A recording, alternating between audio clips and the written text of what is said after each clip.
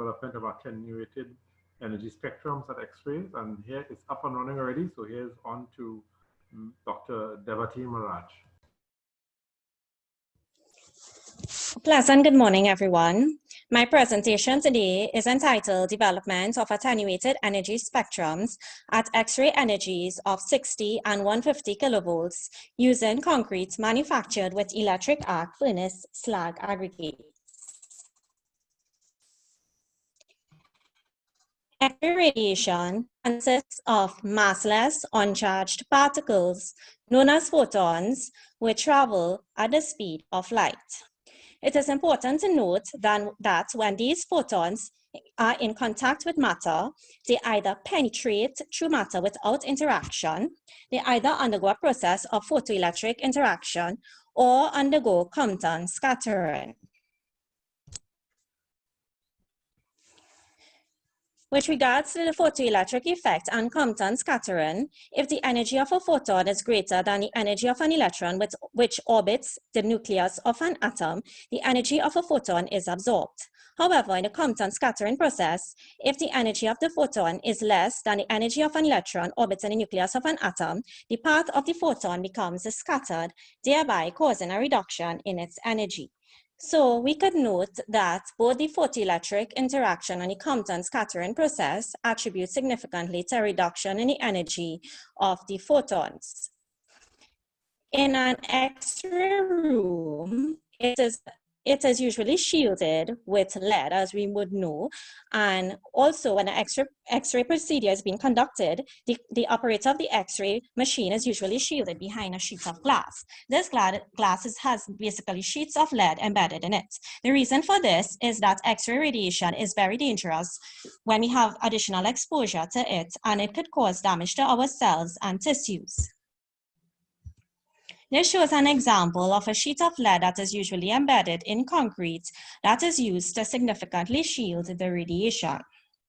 This brings me now to the objectives of my study.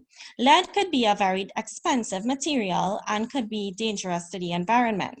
As such, this research provides insight into the use of a local material known as electric arc furnace slag.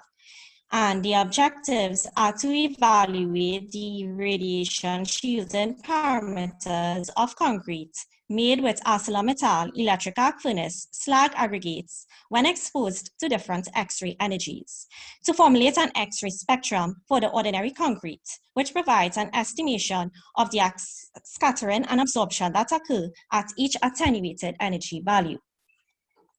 Electric arc furnace slag is a byproduct from the steel making process, and usually when they are generated are left in stockpiles at the production site. As such, being left in stockpiles, it could have detrimental effects to the environment.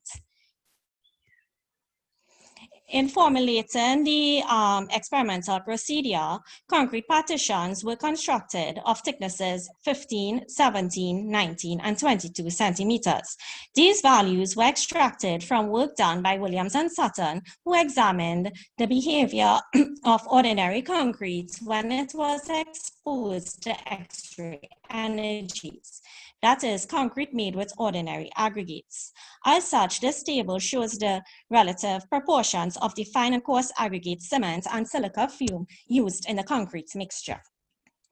This shows an example of the concrete partition which was formulated and exposed to X-ray radiation, which was a collimated X-ray beam with Geiger-Müller counters placed at the front and behind of the concrete shielding partition in order to capture the number of photons that were generated from the X-ray tube incident on the concrete block, and also to measure the number of photons leaving the concrete block. Sprawls in 2013 established an energy spectrum of X-ray radiation at different energies. And particularly the one used 60 kilovolts and 150 kilovolts shows the number of photons equivalent to each energy value. This shows a quantitative measure of the number of photons at each energy value as developed by Sprawls in 2013.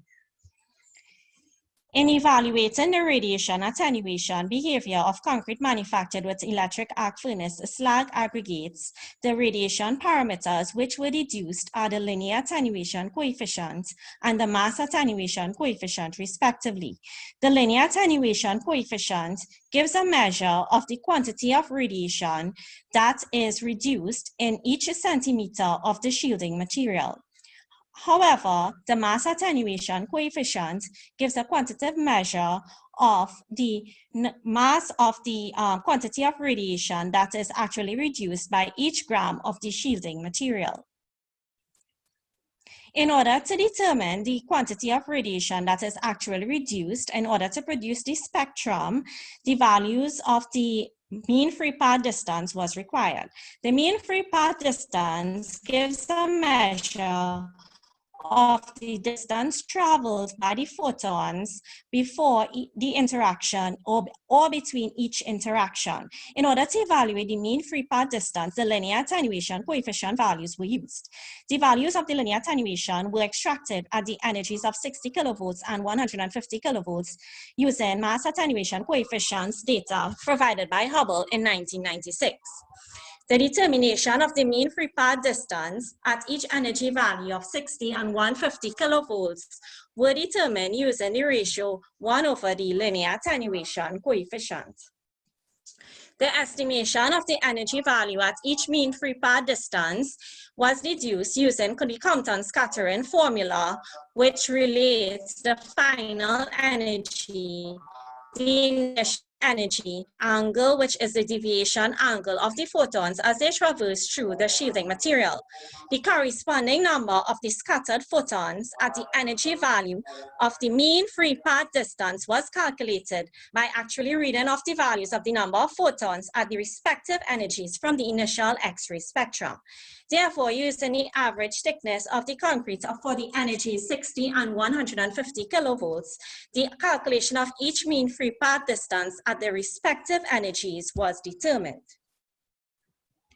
This shows the number of scattered photons at energy 60 kilovolts, and it shows that the spectrum is significantly attenuated and is significantly different from the initial spectrum that is incident on the concrete block.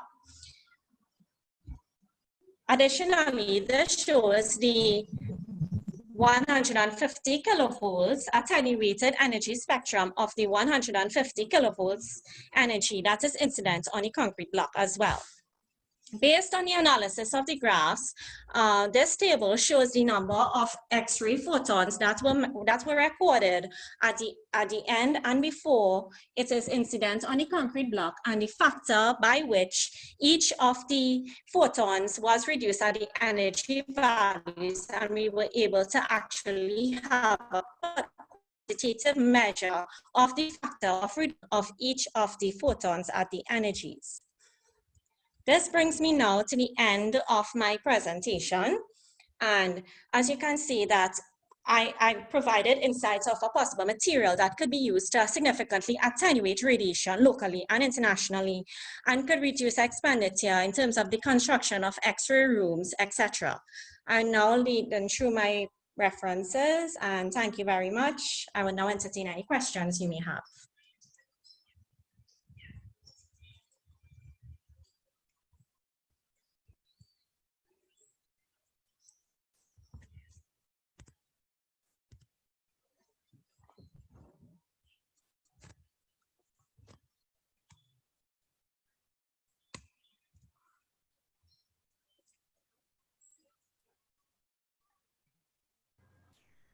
Yes, thank you very much, Dr. Maharaj.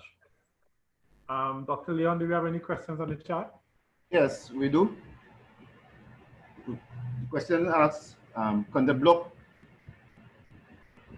used experimentally be considered homogeneous throughout its volume? And then how would that affect the attenuation of the rays and its effectiveness of, and how significant will it be?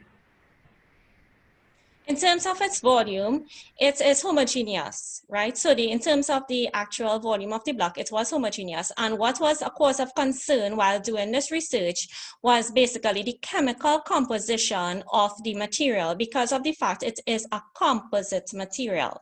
And as such, in order to actually get the attenuation, I used the different, from the mass attenuation coefficients captured by Hubble. And during my analysis, I was able to get the different mineral content of the concrete and get the mass coefficients associated with it, because he had done some work on it, and I was able to use his read values in order to pursue my readings and make an estimate for my readings based on my experiment.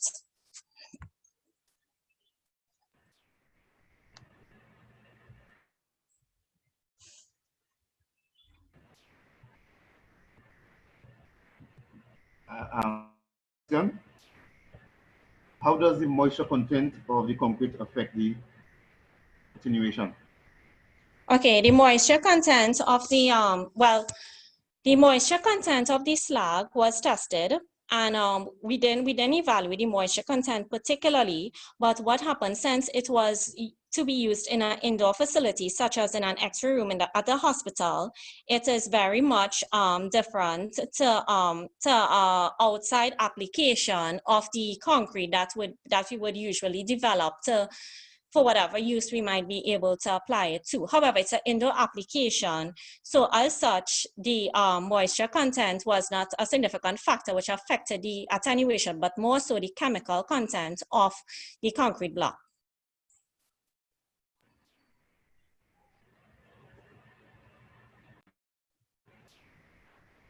Thank you very much, Dr. Thompson. No more questions. That's all the questions in the chat. Okay, thank you very much. Okay, Devati, just one question before you leave. Sure. In terms of the raw materials that you are using, are they easily prevalent and obtained in Trinidad? Okay. Yeah, presently there are still stockpiles of the electric arc furnace slag, because the steel mill is closed down. During the course of this research, it was closed down when the actual experiment was conducted. So yes, we have available, because of the fact slag is a very heavy material and it adds density to the concrete being manufactured from it. So we all know that the density of the material affects its attenuation. The higher the density is more efficient at attenuating the radiation. Therefore, basically a small amount of slag could actually possibly do the work. So presently, I could safely say that it is obtainable right now in Trinidad, and we could possibly go and construct a room with it to see how efficient it is in working in a typical X-ray room. Excellent. So there's a potential for some manufacture and export business. Thank you very much, Dr. Maharaj. Thank you very much. Thank you.